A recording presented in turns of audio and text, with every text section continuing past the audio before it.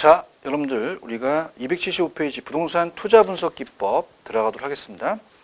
자, 앞의 시간 가치를 고려하지 않는 거와 고려하는 게 있어요. 자, 그래서 일단 고려하지 않는 어림셈법을 이제 보기 위해서 자, 우리가 그 현금 흐름에 대해서 영업 현금 흐름과 매각 현금 흐름이 있습니다.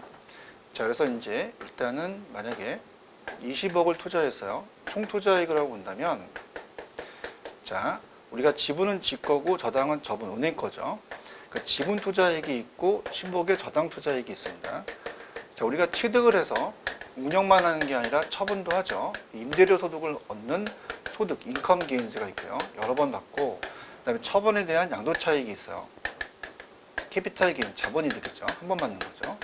그럼 소득이득에 대한 계산에 영업현금 흐름이라는 게 있습니다. 영업현금 흐름.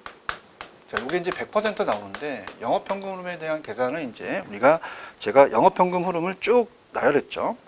그래서 어떻습니까? 자, 일단은 제가 가공기라는 쓰레기를 압축시키는 기기를 유용순이 만들었습니다.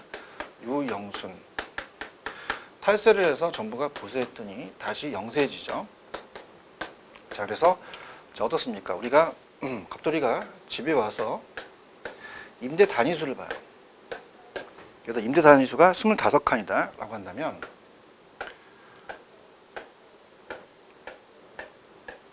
스물다섯 칸에 한 칸 채웠을 때 임대료가 100원이라고 볼까요? 그러면은 어떻게 돼요? 우리가 2,500원서부터 시작하죠.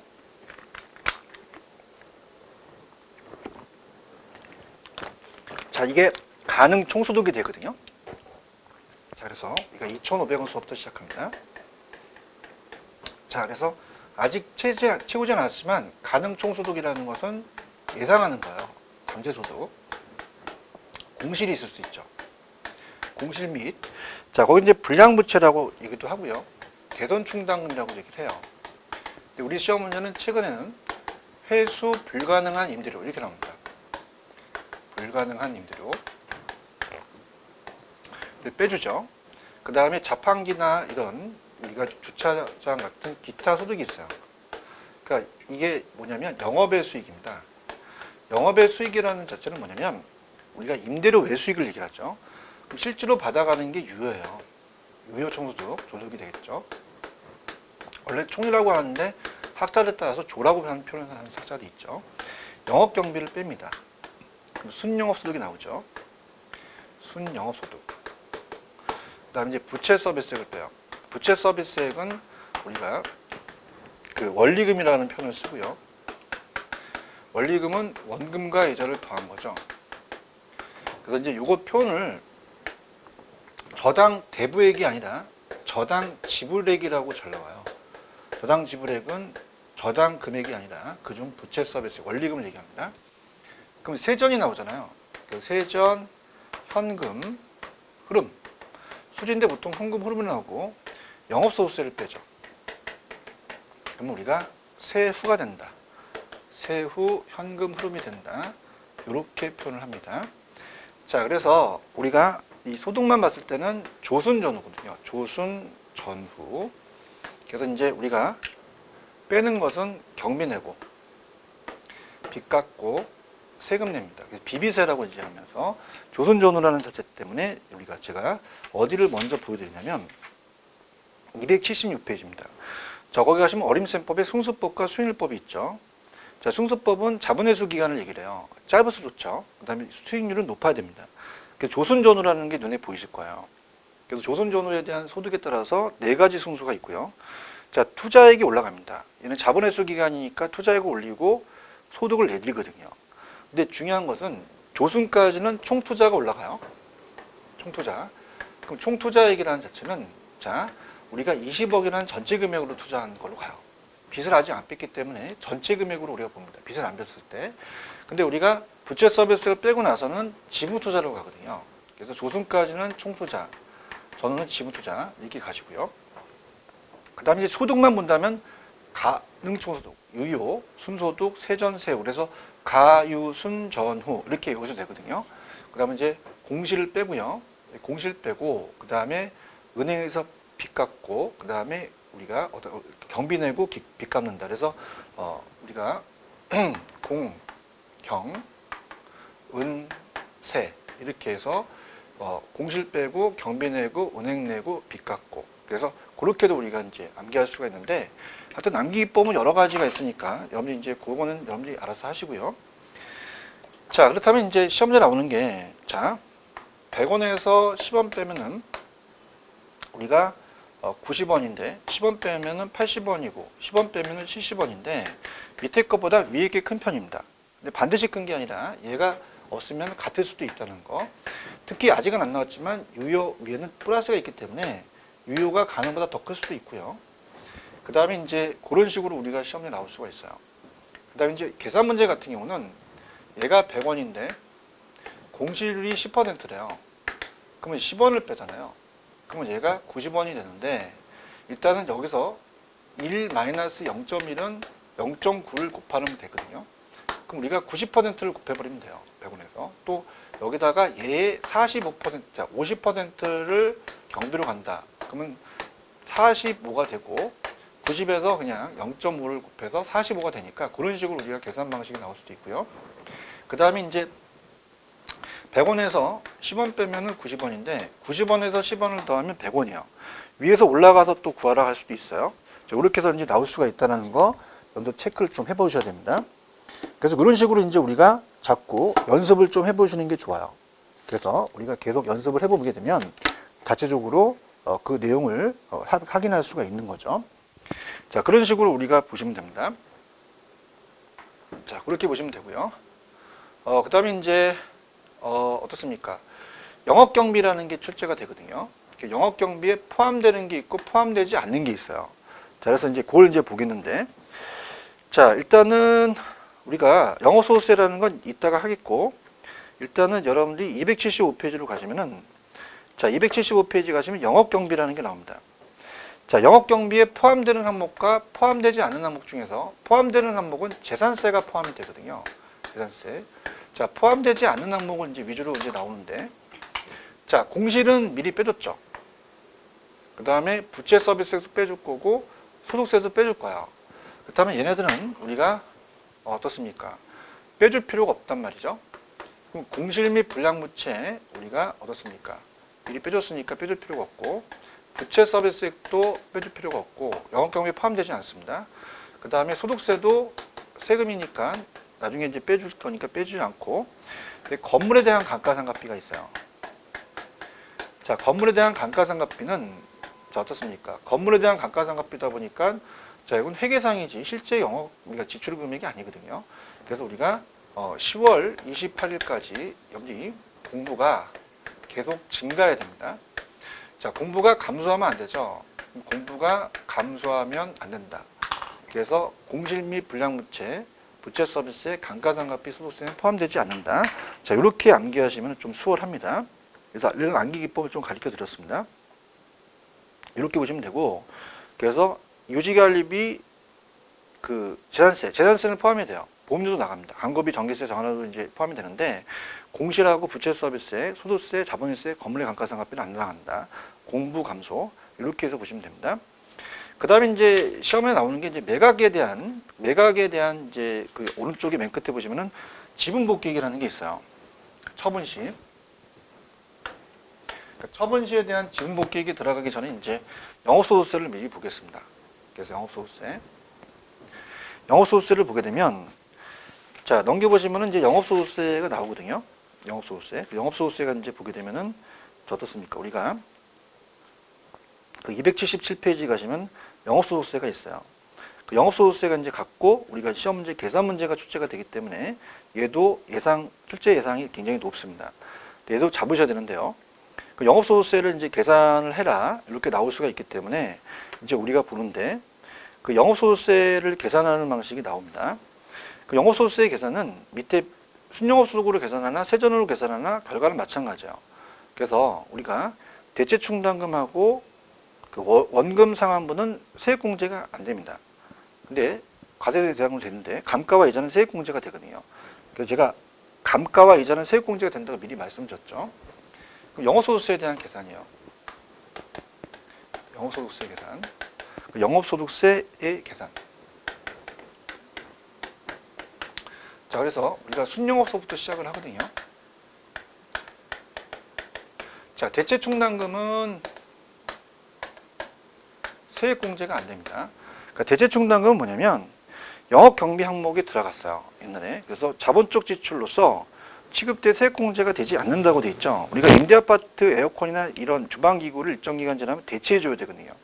그 영업경비로 적립한 금액을 대체충당금이라고 얘기를 합니다.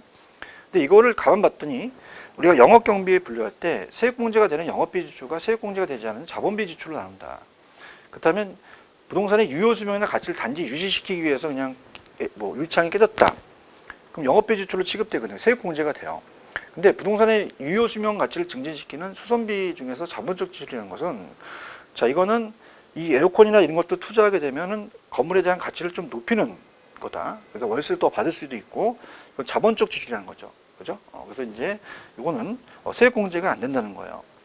그다음에 부채 서비스액이 원금가 있잖아요. 그래서 건물의 감가상각비는 우리가 세액공제를 해주는데 밑에, 그 다음에 이자도 세액공제를 해주는데 원금 상환은 세금에서 공제되지 않는다. 부동산 실제 가치를 상승시켜서 투자자의 지분을 증가시키기 때문에 이건 공제하면 안 된다는 얘기입니다. 자, 그래서 우리가 어떻습니까? 순영업소득 대체충당금, 자, 우리가 이렇게 볼게요. 감가상각분하고 이자 지급분은 세액공제가 가능합니다. 세액공제가 가능하고요. 과세 대상이 아니라 과세에서 이제 우리가 세액공제를 해주는 거죠. 근데 세액공제가 불가능하다는 것은, 자, 지금 하는 대체충당금하고 원금상환분은 세액공제를 안 해주겠다는 거예요. 원금상환분은.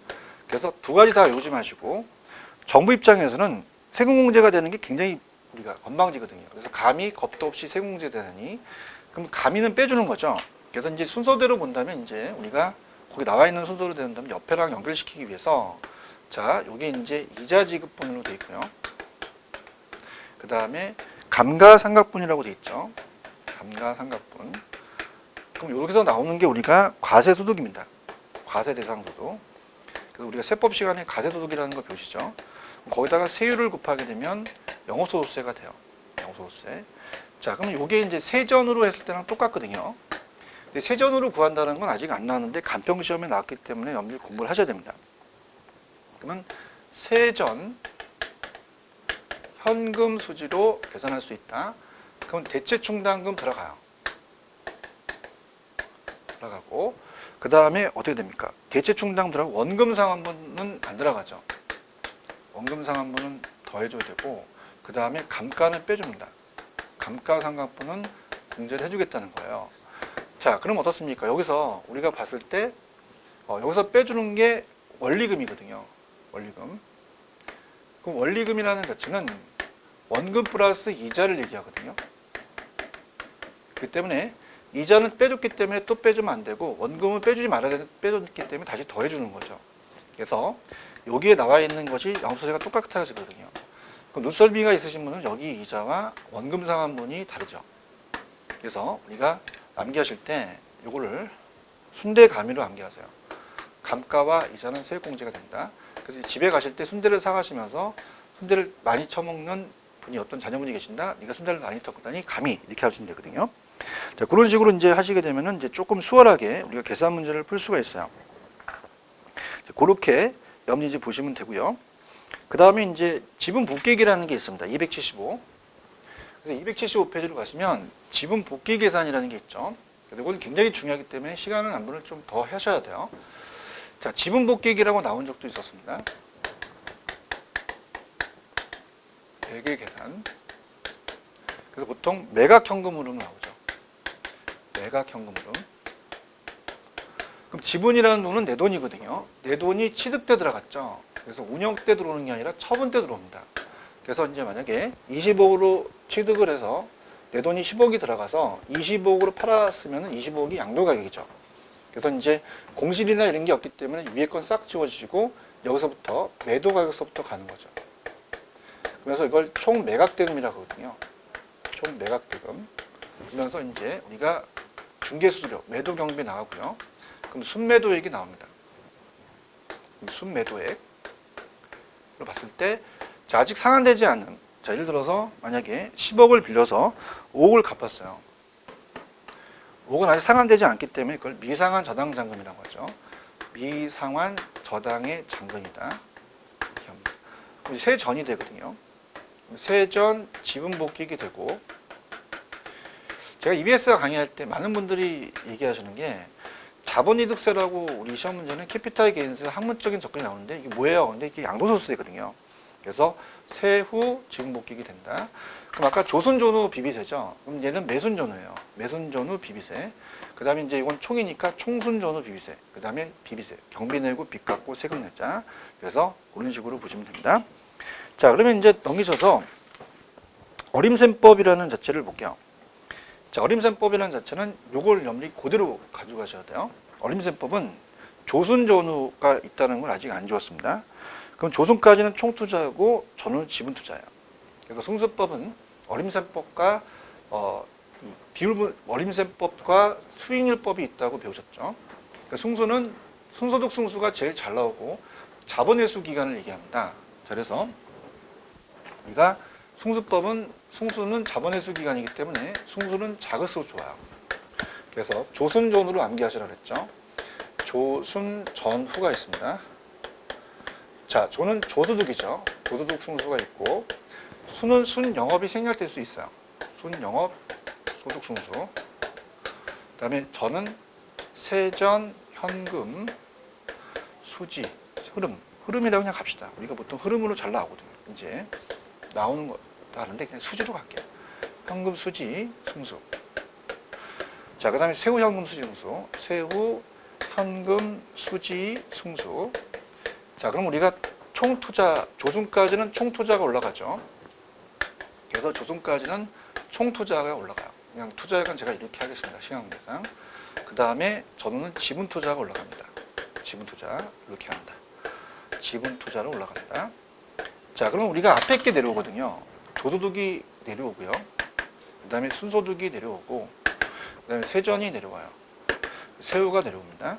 특히 순소득 승수는 자본회수 기간이라는 걸 꼭 암기해 주시기 바랍니다. 그래서 회수 기간은 짧아야 된다. 자, 수익률법은 역수입니다. 그럼 수익률법은 크수 좋죠. 자, 우리가 총 자산 회전율이라는 건 매출액의 회전율이에요. 비율 분석에 나오는 건데 회전율이 높아야 됩니다. 매상에. 그래서 우리가 총 투자를 했다는 것은 자, 우리가 부동산의 가치라고 될 수도 있죠. 그래서 부동산의 가치에 대한 총소득에 대한 비율이다. 소득에 대한 이렇게 나왔었어요. 그래서 우리가 지금 장사를 하시게 되면 손님들이 빨리 왔다가 나가야 되잖아. 그죠? 계속적으로 앉아 있으면 안 되죠. 회전율이 좋아야 되고, 그 다음에 머리를 만져보시면 우리 머리도 회전이 빨리빨리 돌아야 되죠. 저렇게. 그 다음에 순종이라고 보통 암기하시라고 그러는데, 이게 이제 종합 자본환원율입니다. 이게 이제 총투자 수익률이라고도 하는데, 그럼 얘는 순소득이 올라가고, 저거와 역수니까 총투자가 내려가겠죠. 그래서 우리가 자본회수 기간, 이게 굉장히 중요해요. 자본회수 기간하고 이건 똑같은 얘기입니다. 그럼 자본회수 기간이 10년이 걸리고 승수가 10이라는 것은 자, 역수는 10분의 1이 되니까 이건 10%씩 10%씩 10년이 되면 자본회수를 할 수가 있다는 얘기거든요. 그래서 자본환원율을 얘기를 하고, 그 다음에 이제 세전연금 수지 승수는 우리가 이 배당을 받는다고 들어보잖아요.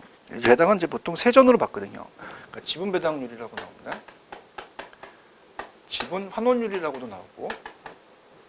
그래서 얘는 어때요? 환원율. 쟤랑 역수니까 세전 현금 수지가 올라가고 지분 투자로 나눕니다. 이렇게 보고요. 그 다음에 세후니까 옆에도 세후죠. 세후 현금 수지는 세후 수익률입니다. 세후 수익률이다. 그래서 역수니까 세후가 올라가고 지분 투자로 나눈다. 이렇게 가시면 됩니다. 자, 이런 식으로 우리가 보시면 돼요. 그래서 우리가 제 야매에 순종하시죠. 자, 따라야 됩니다. 제가 하늘에서 내려와서 전지전능입니다. 전지. 이렇게 암기하시면 좀 나중에 또 도움이 되실 거고요. 그 다음에 이제 시험 문제 잘 나오는 게 비율 분석법으로 간다면 대부 비율이 잘 나와요. 이 대부 비율을 굉장히 강하게 가져요. 대부 비율. 대부 비율이 출제 가능성이 굉장히 높습니다. 대부 비율을 본다면, 자, 대부 비율은 LTV라는 자체가 나중에 담보 인정 비율로 우리가 시험 문제 담보 대출에 대해서 우리가 시험 문제 금융 파트에 나오기 때문에 그래요. 그래서 우리가 대부 비율은 LTV죠. LTV. 그래서 우리가 공부했을 때 L을 V로 나눈다. 론, 부동산의 융자액이고 V는 가치죠. 그래서 부동산 가치에 대한 융자액의 비율이에요. 부동산의 가치에 대한 융자액에 대한 비율이다.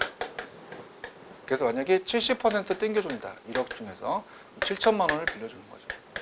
갑니다. 자, 대부 비율은 우리가 부동산 가치에 대한 융자액에 대한 비율이다. 이렇게 이제 표현을 하고요. 그 다음에 자체적 채무이행 위험을 나타내는 우리가 어떤 주요 지표인데, 자, 융자 비율, 대부 비율과 부채 비율은 좀 다른 비율입니다. 자, 부채 비율은 타인 자본을 자기 자본을 나눠요. 그래서 타인 자본을 많이 이용한 사람을 이제 타짜라고 합니다. 타짜. 타인 자본을 자기 자본으로 나눠요. 만약에 타인 자본이 400원이다. 그럼 자기 자본이 100원이니까 4배거든요. 400%가 되는 거예요. 300%는 3배가 되겠죠.